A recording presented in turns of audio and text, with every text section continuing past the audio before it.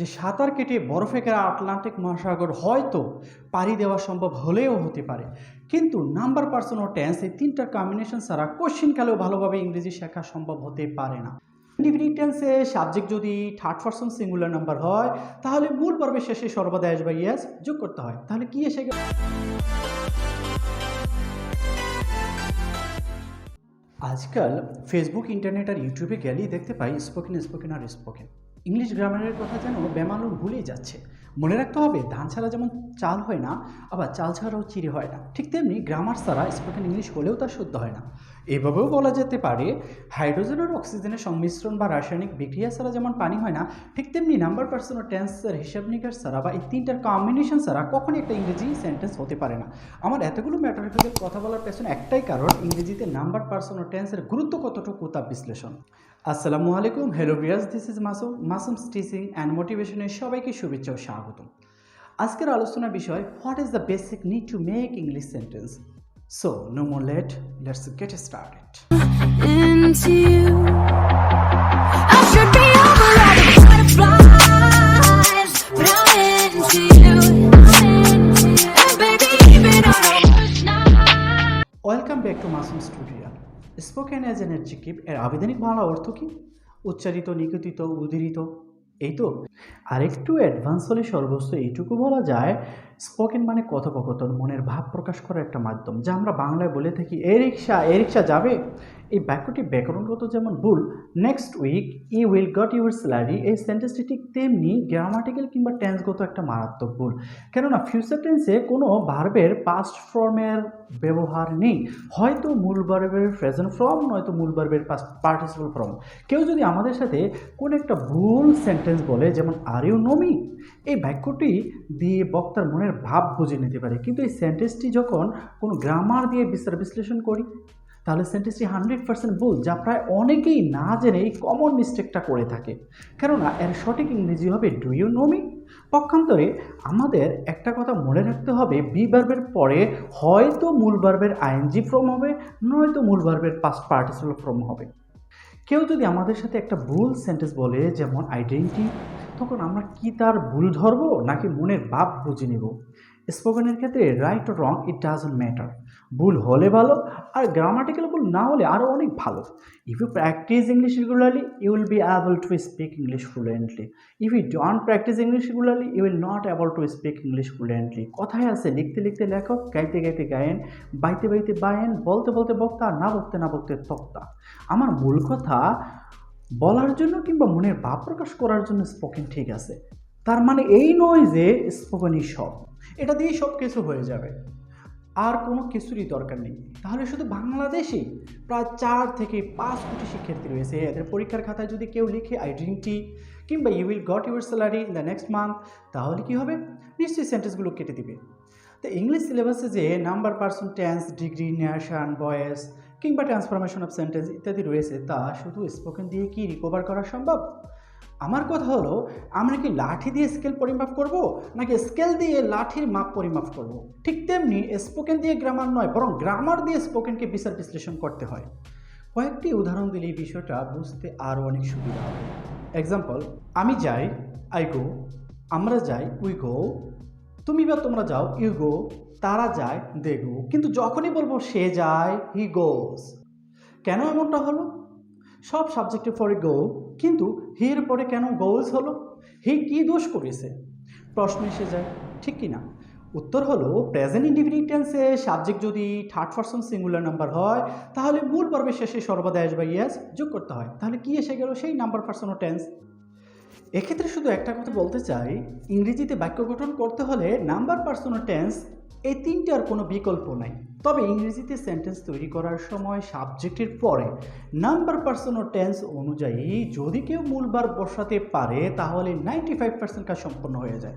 যেমন subject plus be verb, I এর সাথে am, was, do, did, have, had, shall, we এর সাথে are, were, do, did, have, had, shall, you এর সাথে are, were, do, did, have, had, will, he এর সাথে is, was, does, did, has, had, will, she এর সাথে same, is, was, does, did, has, had, will, they এর সাথে are, were, do, did, have, had, will, এই পৃথিবীর যে কোনো সাবজেক্ট সিঙ্গুলার নাউন হলে এর সাথে is, was, does, did, has, had, will. আর যে কোনো সাবজেক্ট প্লুরাল নাউন হলে এর সাথে are, were, do, did, had, will. VIP question 4, আমরা জানি আই এর পরে এম বসে, কিন্তু এমন একটা ইংরেজি সেন্টেন্স দেখাতে পারবে যেখানে আই এর পরে ইজ ব্যবহার হয়েছে? Yes, answer I is a vowel, I is a letter, I is a word. I is the 9th letter of your alphabet. BIP question 5, আমরা জানি সাবজেক্ট ইউ অর দে এর সাথে আর হয়, কিন্তু এমন একটা সেন্টেন্স দেখাতে পারবে ইউ দে এর পরে ইজ ব্যবহার হয়েছে? You is a pronoun.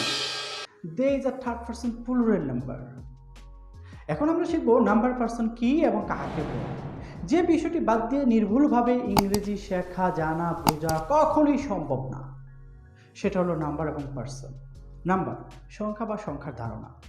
নম্বরের সংজ্ঞা যে ওয়ার্ড কিংবা নাউন বা প্রোনাউন দ্বারা কোনো ব্যক্তি, বস্তু, প্রাণী ও অবস্তুগত কোনো বিষয়ের সংখ্যা বোঝায় তাকে নাম্বার বলে। নাম্বার 2 প্রকার। সিঙ্গুলার নাম্বার এক বচন, যে নাউন বা প্রোনাউন দ্বারা একটি মাত্র ব্যক্তি, বস্তু, প্রাণীর সংখ্যা নির্দেশ করে তাকে সিঙ্গুলার নাম্বার বলে, যেমন book, pen, bird, cow, boy, girl, man, women, table, tree, bus, class, brush, branch, stomach, mango, bamboo, studio, life, knife, lady, country, food, truth, child, crisis. কথা আছে example is better than rule. Singular number থেকে plural করার অনেকগুলো rule রয়েছে। এই অল্প সময়ে সব রুল আলোচনা না করে এতগুলো এক্সাম্পল দেওয়ার একটাই কারণ, এই উদাহরণগুলো ফলো করলে সিঙ্গুলার থেকে প্লুরাল করার রুলসগুলো অনেকটাই আত্মস্থ হয়ে যাবে। নাম্বার 2 প্লুরাল নাম্বার বা বহুবচন, যে নাউন বা প্রোনাউন দ্বারা একের অধিক কোনো ব্যক্তি, বস্তু ও প্রাণীর সংখ্যা নির্দেশ করে তাকে প্লুরাল নাম্বার বলে, যেমন books, pens, birds, cows, boys, girls, men, women, tables, trees, buses, classes, brushes, branches, stomachs, mangoes, bamboos, studios, lives, knives, ladies, countries, feet, teeth, children, crisis. এবার আলোচনা করব পার্সন নিয়ে। পার্সন ব্যক্তি বা পুরুষ। আমরা কয়েকটি বাক্য ফলো করব। আই গো টু কলেজ, আমি কলেজে যাই। Rana does the work, Rana কাজটি করে। They work in the field, তারা মাঠে কাজ করে। কোয়েল টেক্স টি, কোয়েল চা খায়। উক্ত সেন্টেন্সগুলোতে আই এবং দে প্রোনাউন, পক্ষান্তরে রানা ও কোয়েল এই দুটি নাউন। প্রথমত এগুলো হলো সেন্টেন্সের সাবজেক্ট বা কর্তা। দ্বিতীয়ত এই নাউন বা প্রোনাউনগুলো কেন্দ্র করেই সেন্টেন্সগুলো গঠিত হয়েছে। তৃতীয়ত এই সেন্টেন্স কিংবা নাউন বা প্রোনাউনগুলো সেন্টেন্সের সাবজেক্ট হিসেবে ব্যবহার হয়ে মূল ভার্বের কার্য সম্পন্ন করেছে।